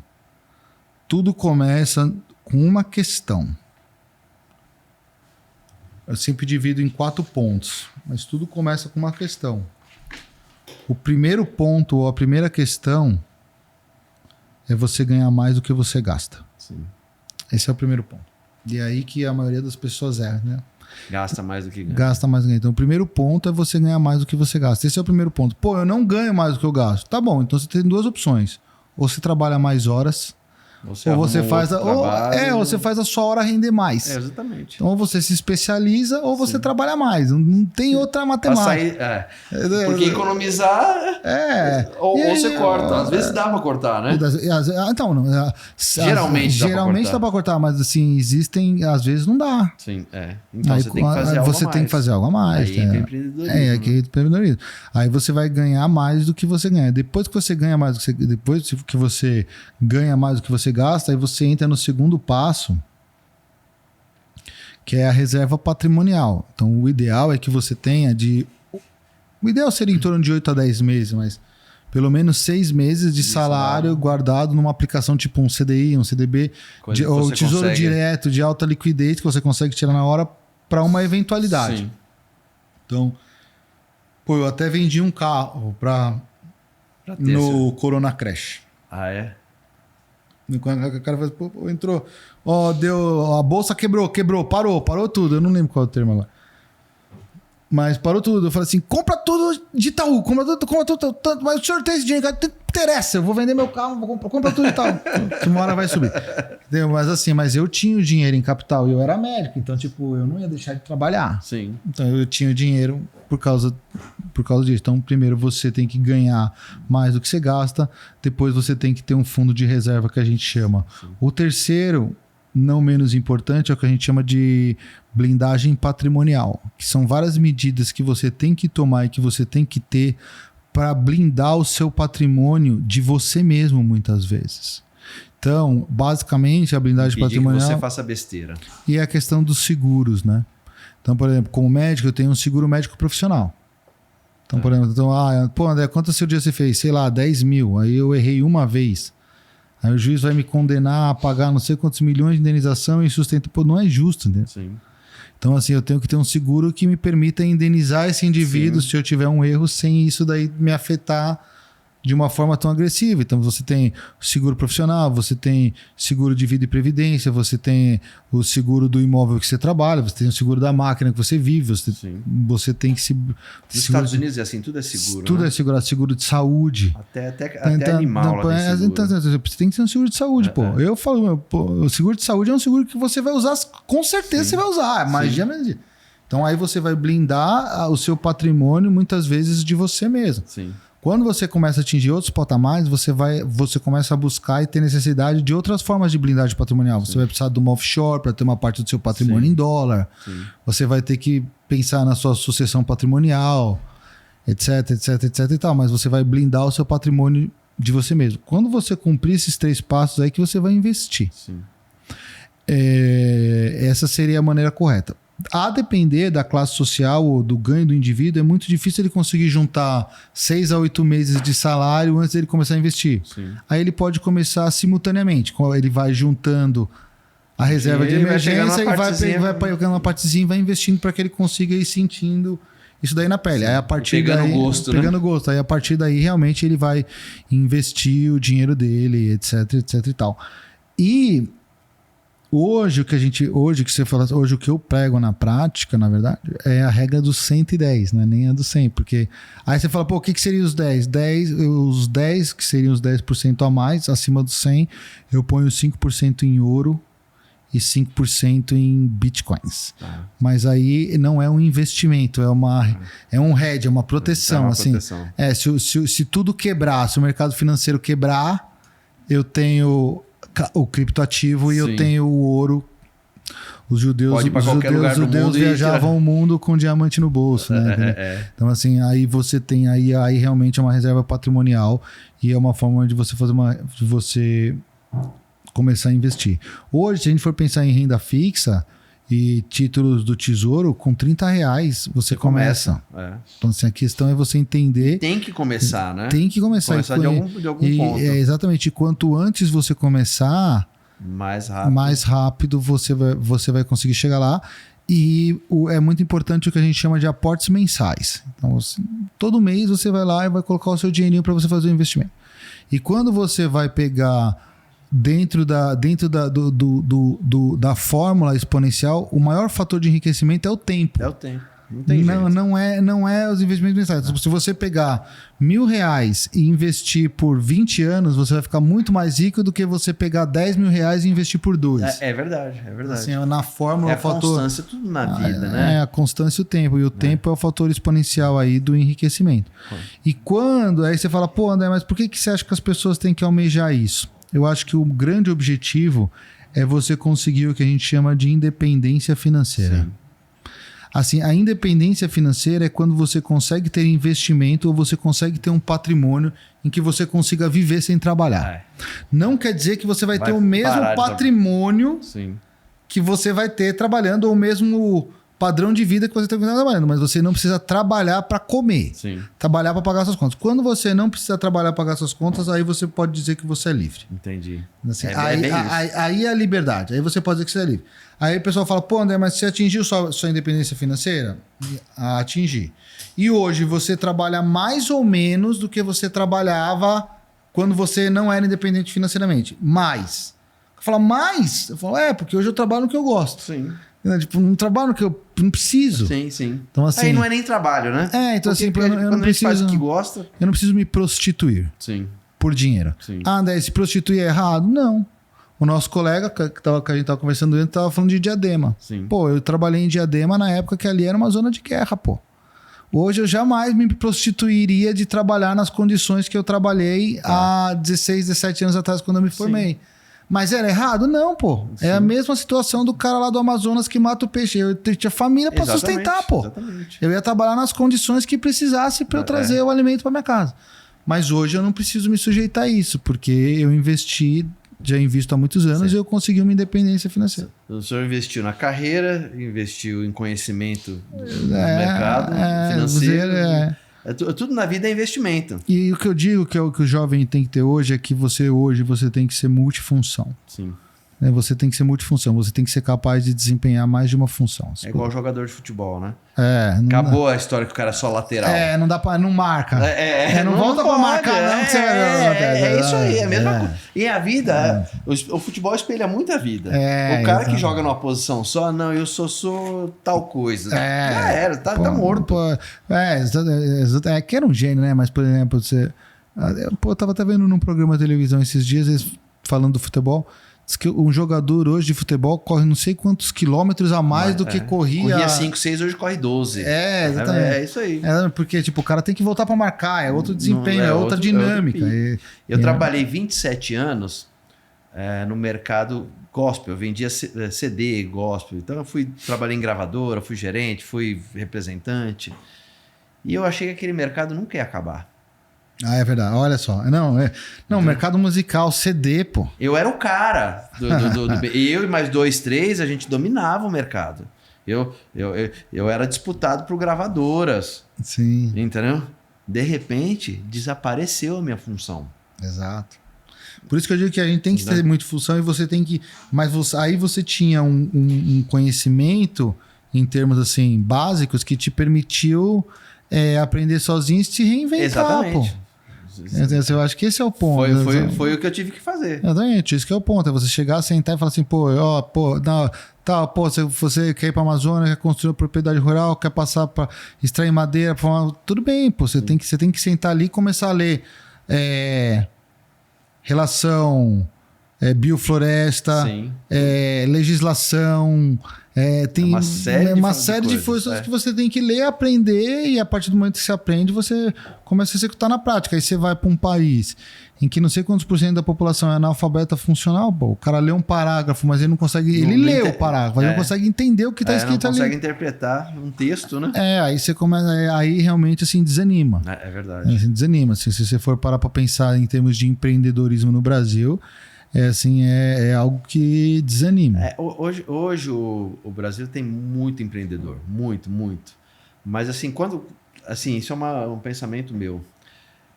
É muito mais empreendedor por falta de opção, por falta de trabalho, do que tem. Do que a veia do empreendedor. Entendeu? Então, e se eu não me engano, eu acho que o Elon Musk que falou isso, né? Que ele começou a empreender porque não deram emprego pra ele, né? Eu acho que é isso. Mas acho que é verdade. Acho que ele falou assim, eu fui em todas as grandes empresas e nenhuma me deu emprego, aí eu tive que criar a minha. Aí ele criou o PayPal. O senhor tem hoje, além de hoje, assim, trabalhar... como médico. Hoje eu e minha esposa, a gente tem 2 empresas de assistencialismo médico. Tá. A gente tem uma empresa uma incorporadora. A gente tem uma empresa de tecnologia, que é a Life Center Shop, é um marketplace da saúde. Ah, legal. E além disso, a gente tem uma offshore que faz investimentos e aquisições a nível global. Então, se eu precisar mandar dinheiro... A gente tem, acho que hoje a gente tem 6 ou 7 empresas, eu e minha esposa. Se precisar mandar um dinheiro para fora, eu posso... Não, se quiser mandar dinheiro pra fora é super fácil, pô. Eu sei. Hoje eu recebi uma mensagem do Banco Inter. Não, mas dá pra... Não, mas assim, hoje isso daí é super tranquilo, isso é super simples. E é, tipo assim, se a gente for para pensar, tipo, é fascinante. Por exemplo, você chega aqui, eu pego, por exemplo, assim, o meu dinheiro na minha conta do Itaú, aí do meu Itaú eu faço um Pix pra Binance, por exemplo. Sim.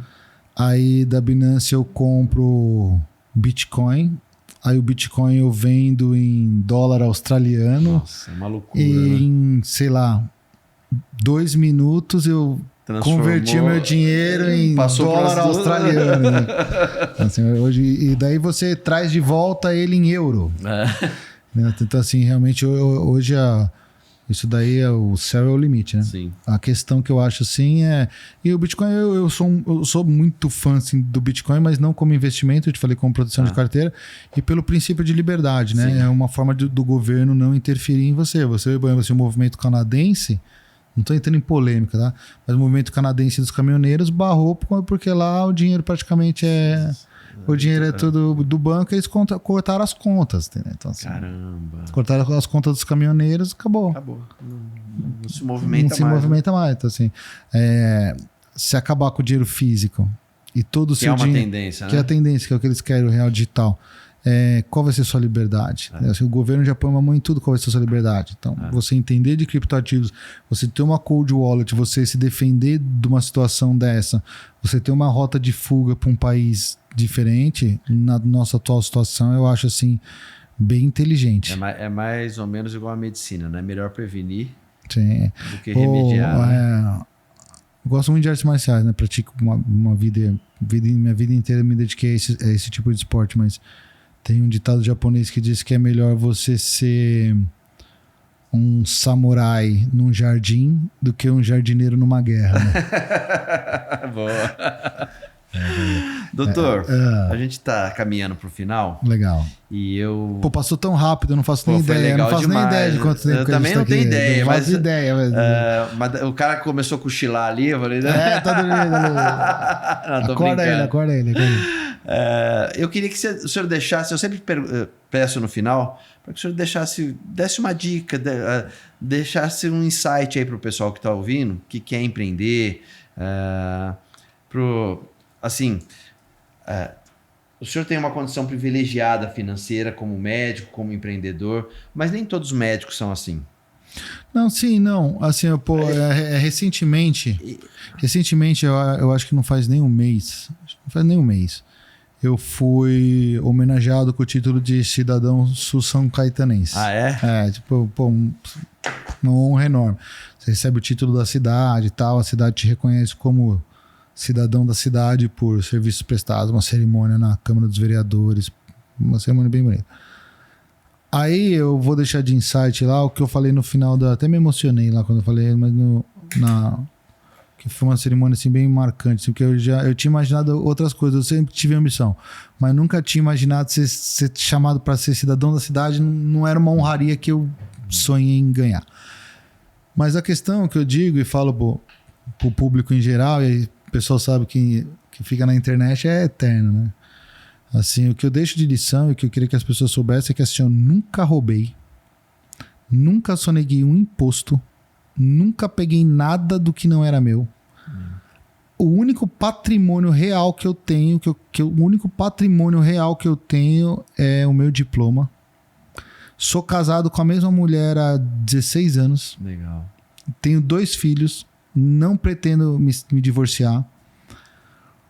Eu vou aguentar ela vai me aguentar até a gente ficar velhinho, mas a gente briga pra caramba às vezes. Tem semana que é péssimo, tem mês que é péssimo, tem mês que é maravilhoso, mas assim, a gente fica junto, custe o que custar.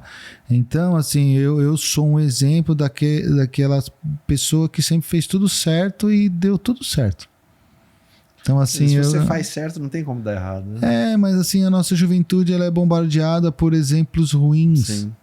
Assim, exemplos ruins e distorções que não são reais, e as pessoas às vezes querem assim até fazer com que a gente não enxergue a realidade. O cara quer que você, sabe assim? A realidade dele. Meu cara, o cara fala assim, o céu é verde. Você fala, não é azul, cara, não é verde, não é verde. Pô, você tá vendo que o céu é azul, pô.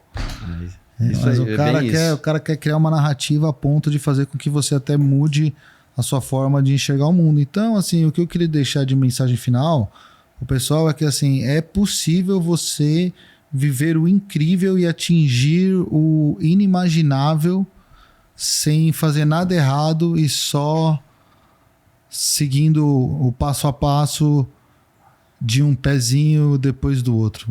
É um pezinho depois do outro, é ser correto, é tratar as pessoas de uma maneira decente,